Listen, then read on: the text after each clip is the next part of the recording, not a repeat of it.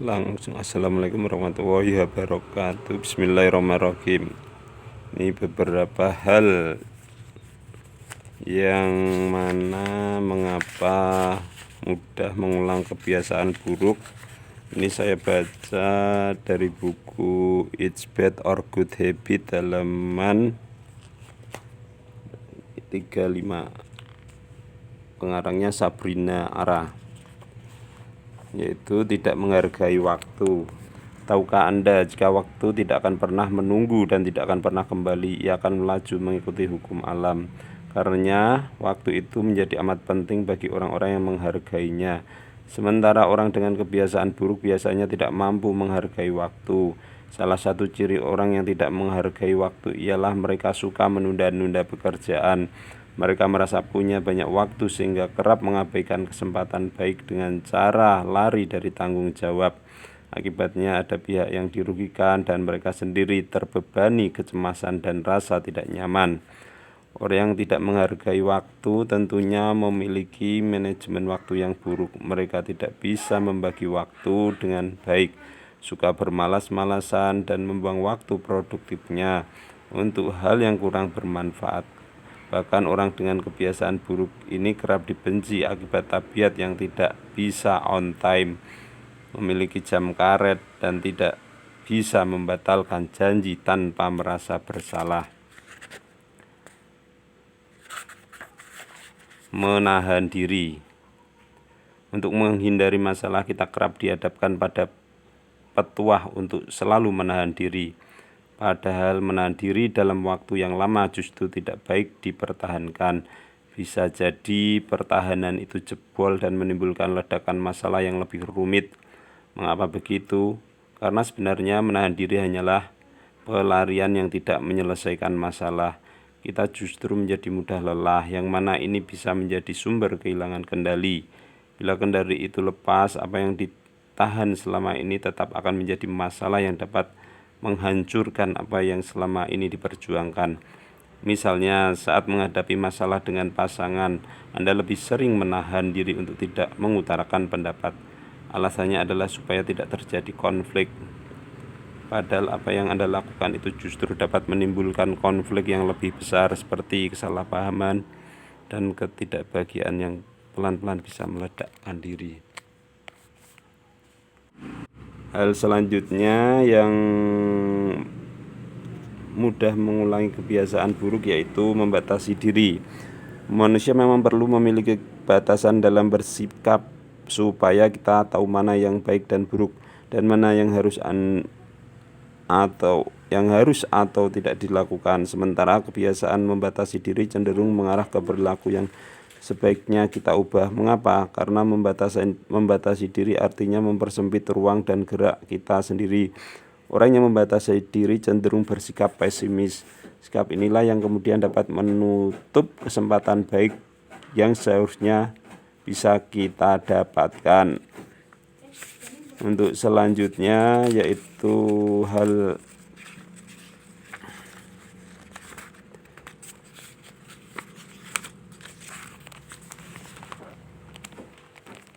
merasa paling benar. Menghadapi orang yang selalu merasa benar itu seperti melawan batu. Melawan hanya membuat kita luka, dan mengalah juga terasa menyebalkan. Mereka biasanya tidak mau mendengarkan orang lain dan tidak suka dikritik. Bila ada orang yang menunjukkan kesalahannya, bukannya introspeksi diri, justru berkelit dan melemparkan kesalahan ke orang lain. Pokoknya mereka merasa hidupnya paling benar, meski sebenarnya hanya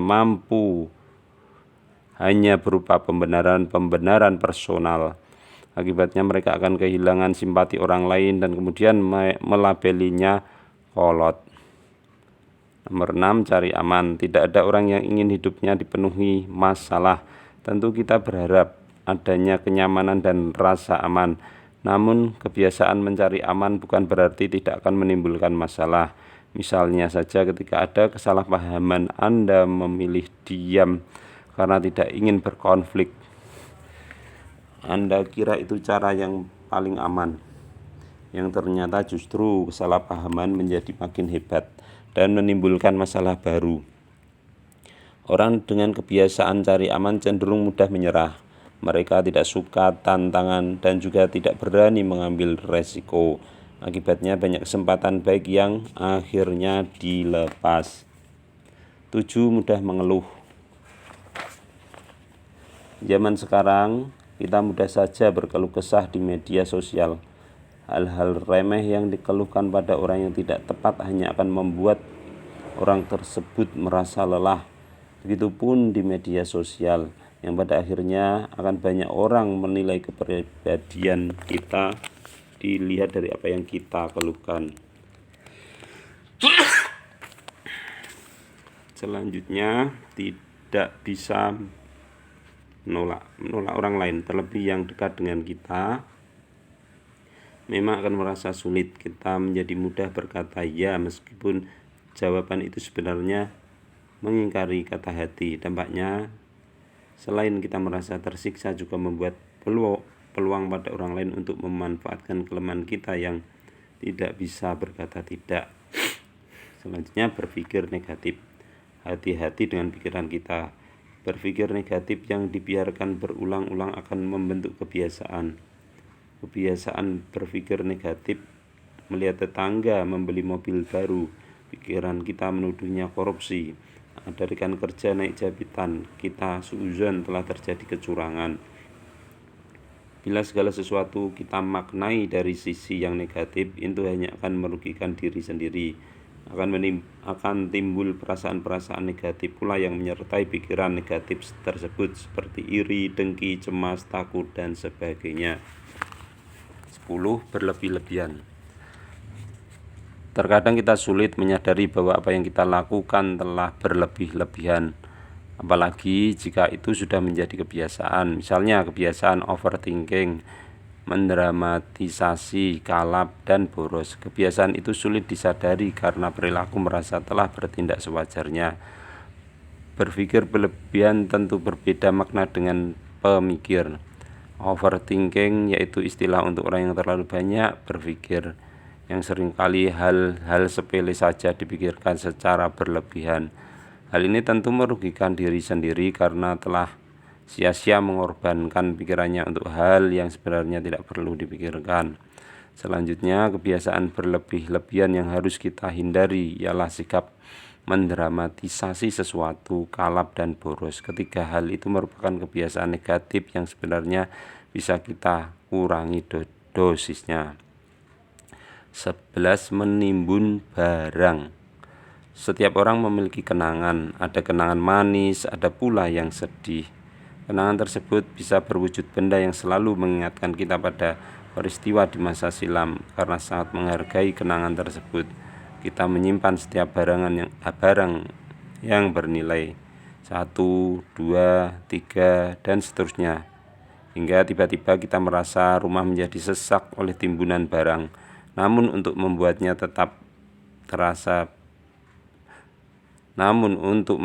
terasa berat. Ini kan pertama kali pacarku kasih. Siapa tahu kardus ini besok kepake lagi. Sayang sekali kalau mau dibuang meskipun sudah rusak. Soalnya aku membelinya penuh perjuangan dan lain sebagainya. Alih-alih menyimpan kenangan, padahal kita tengah menimbun barang dan sampah. Setelah terlalu banyak, kita akan lupa apa saja yang sudah ditimbun, hingga akhirnya benda-benda itu sebenarnya telah kehilangan fungsi utamanya. 12. Mudah marah. Kebiasaan mudah marah biasa dimiliki oleh mereka dengan gangguan pengendalian diri dan emosi. Mereka gampang sekali terpancing oleh sesuatu yang kemudian memati api amarah dalam dirinya. Bila kebiasaan mudah marah dibiarkan tanpa kendali, mereka bisa terlihat masalah dengan orang yang mungkin sakit hati atau tersinggung dengan sikap kita tersebut. Pada akhirnya mereka hanya akan melahirkan musuh baru. 13. Malas bergerak.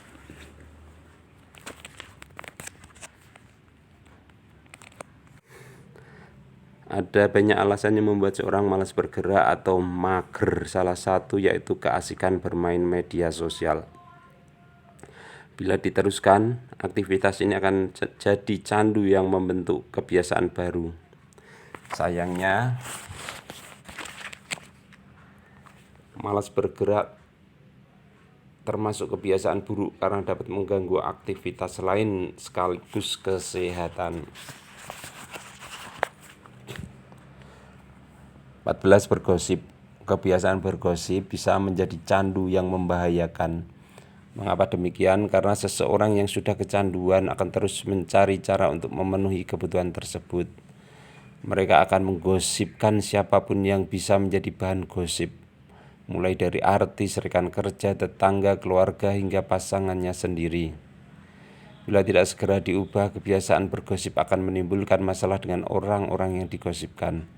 Terlebih, lawan bergosip yang biasa jadi partnernya pun suatu saat bisa saja berkhianat atau menghindar lantaran khawatir jika kelak ia pun menjadi bahan yang digosipkan. Membanding-bandingkan. Kebiasaan membanding-bandingkan secara tidak sadar akan merenggut kebahagiaan yang seharusnya kita rasakan. Misalnya, membandingkan pasangan kita dengan mantan pacar yang kemudian menumbuhkan perasaan tidak puas dengan hubungan sekarang. Terlebih jika tindakan tersebut berakhir menjadi pertengkaran. Bukankah memang tidak ada yang senang jika dibanding-bandingkan?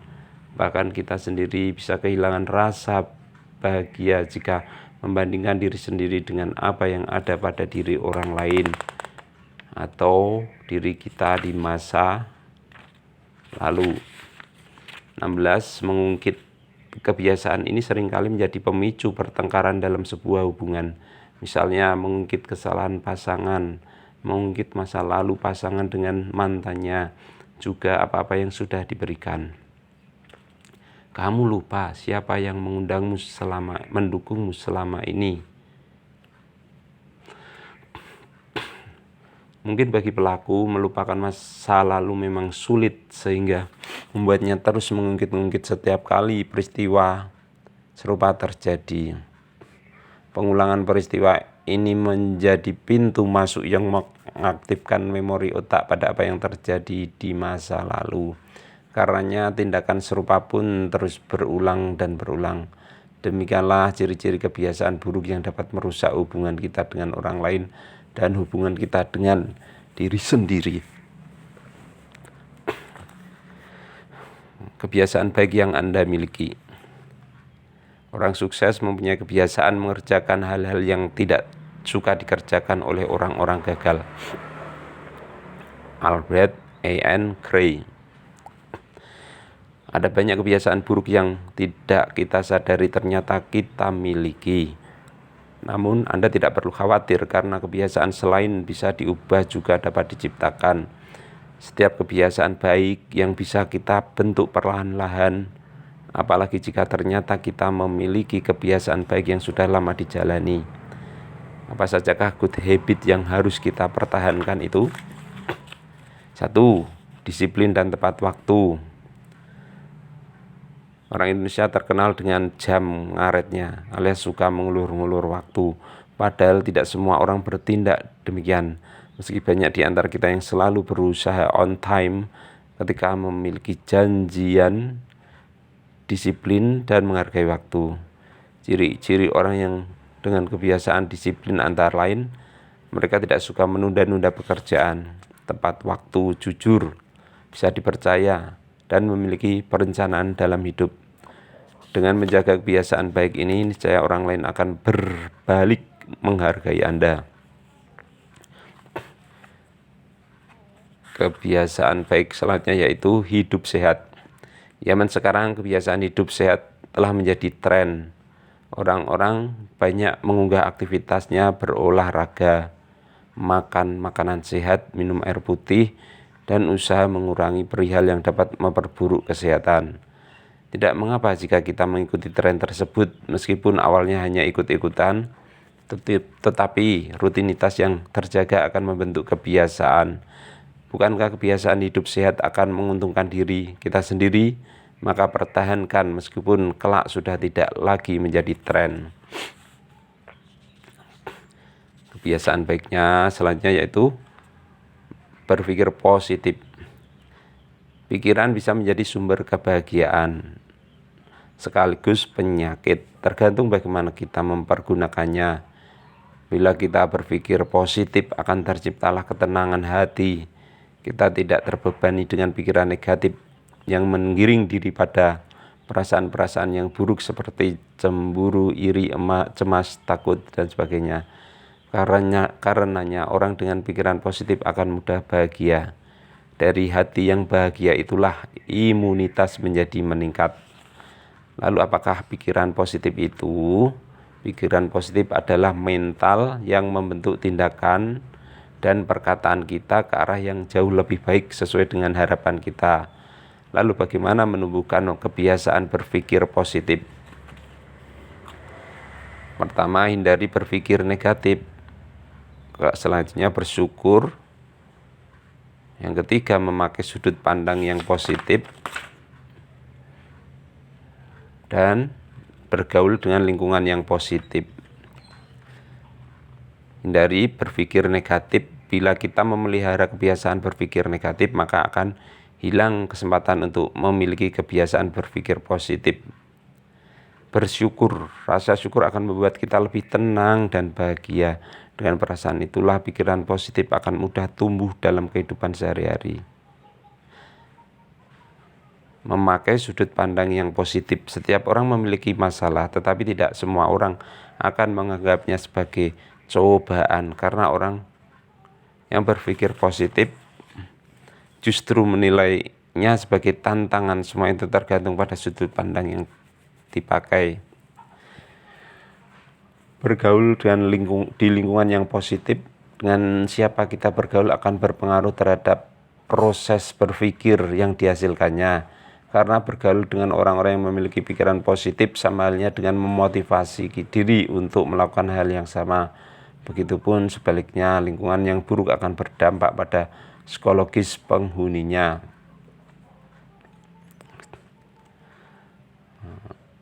Hal baik selanjutnya yang harus kita lakukan yaitu berpikir logis. Kebiasaan berpikir logis akan mempermudah kita dalam mengambil keputusan.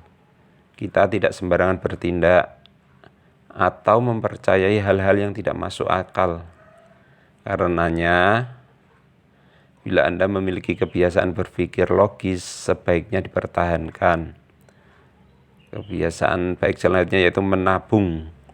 Bila kita ingat kembali, sejak kecil sebenarnya kita sudah diajari untuk menabung. Entah menabung di sekolah, tempat ngaji, celengan, atau buku rekening. Tujuan menabung tentu beragam bagi masing-masing orang. Ada yang untuk membeli mainan harus menabung dulu sebagai dana darurat, membangun rumah, ataupun sekedar mengumpulkan uang sebagai investasi. Apapun alasan dibalik kebiasaan menabung, tidak salahnya kita lanjutkan. Kita tidak akan pernah tahu jika kebiasaan itu mungkin kelak akan menjadi penyelamat di waktu-waktu sulit. Hal baik yang selanjutnya, pantang menyerah. Orang dengan kebiasaan pantang menyerah biasa memiliki peluang sukses yang lebih besar daripada mereka yang mudah putus asa.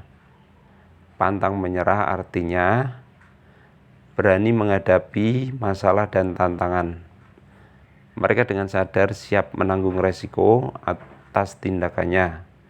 Dengan keberanian tersebut, biasanya mereka terbiasa menemukan solusi untuk mengatasi resiko yang muncul. Hal baik selanjutnya yaitu gigih. Masih ingat cerita tentang keberhasilan Thomas Alva Edison? Ia adalah tokoh paling gigih dalam memperjuangkan apa yang ia yakinin. Meskipun harus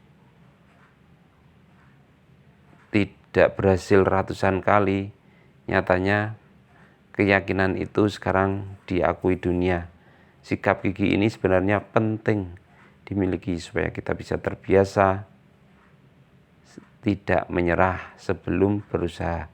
Jika kita memiliki sikap gigih, kita akan terhindar dari perasaan putus asa. Selanjutnya, menyelesaikan masalah hingga tuntas. Kebiasaan lari dari masalahnya akan menciptakan masalah baru. Padahal masalah awalnya belum juga terselesaikan. Akhirnya masalah demi masalah menumpuk. Kalau sudah begitu, beban semakin berat dan bingung menentukan prioritas yang harus diselesaikan terlebih dahulu. Oleh karena itu, bila Anda tidak ingin mengalami kejadian yang buruk, hadapi masalah dan selesaikan hingga tuntas. Jangan meninggalkan masalah begitu saja, yang bisa jadi kelak akan menjadi bom waktu. Namun bila Anda sudah memiliki kebiasaan untuk menyelesaikan masalah, maka jangan pernah berubah. Kebiasaan selanjutnya mau belajar. Tidak ada batasan bagi seorang untuk berhenti belajar. Seperti pepatah, tuntutlah ilmu hingga ke liang lahat. Artinya hanya kematian yang seharusnya menghentikan kita. Keinginan untuk belajar akan menjauhkan kita dari kebodohan. Di mana seorang yang bodoh akan menjadi bodoh bila tidak memiliki keinginan untuk mempelajari sesuatu. Belajar adalah cara kita untuk mengetahui banyak hal. Ada banyak manfaat bagi orang yang mau belajar. Mereka yang mau belajar sudah tentu memiliki pikiran terbuka yang siap menerima perubahan. Dengan begitu, kita tidak akan tertinggal zaman dan menjadikan diri lebih bijaksana karena tidak merasa puas dengan ilmu yang dimiliki. Kebiasaan baik selanjutnya yang harus kita lakukan yaitu mengatur keuangan. Anda mungkin sudah tidak asing dengan kalimat uang memang bukan segalanya dalam hidup, tetapi untuk hidup kita membutuhkan uang. Kalimat ini mudah diterima karena faktanya memang demikian. Uang bukan segalanya, tapi ada banyak hal yang membutuhkan uang. Karena itulah mengelola keuangan menjadi poin penting yang harus dibangun sebagai sebuah kebiasaan.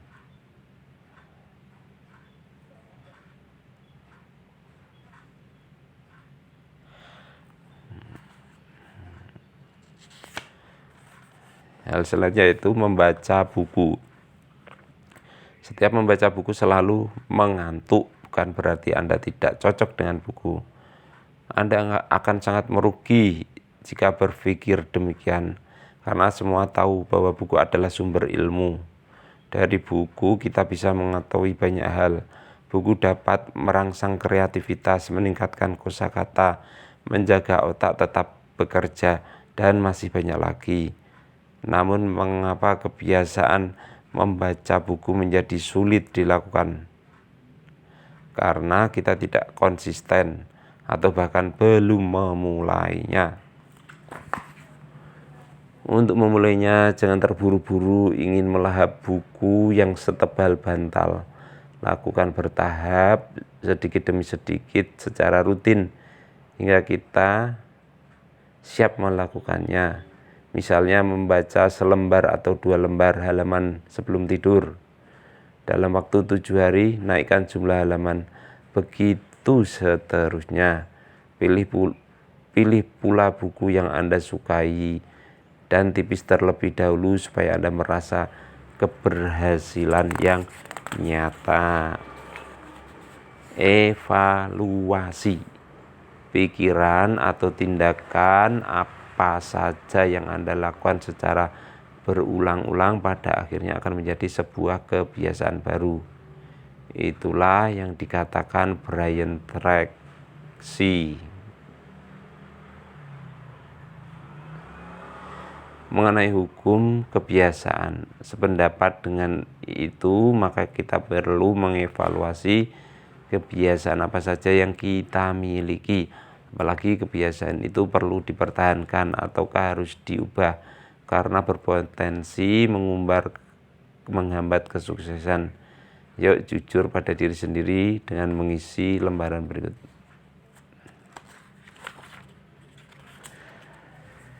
kebiasaan yang merugikan. Tidak ada manusia yang sempurna. Selalu ada dua sisi yang bertentangan dalam diri kita. Seperti sebuah kebiasaan, ada yang buruk dan ada yang baik, meskipun manusiawi jika memiliki keduanya. Tetapi hal itu bukan lantas membuat kita mengabaikan sisi negatif yang masih bisa diubah. Terlebih bila kebiasaan buruk yang kita miliki sebenarnya merugikan.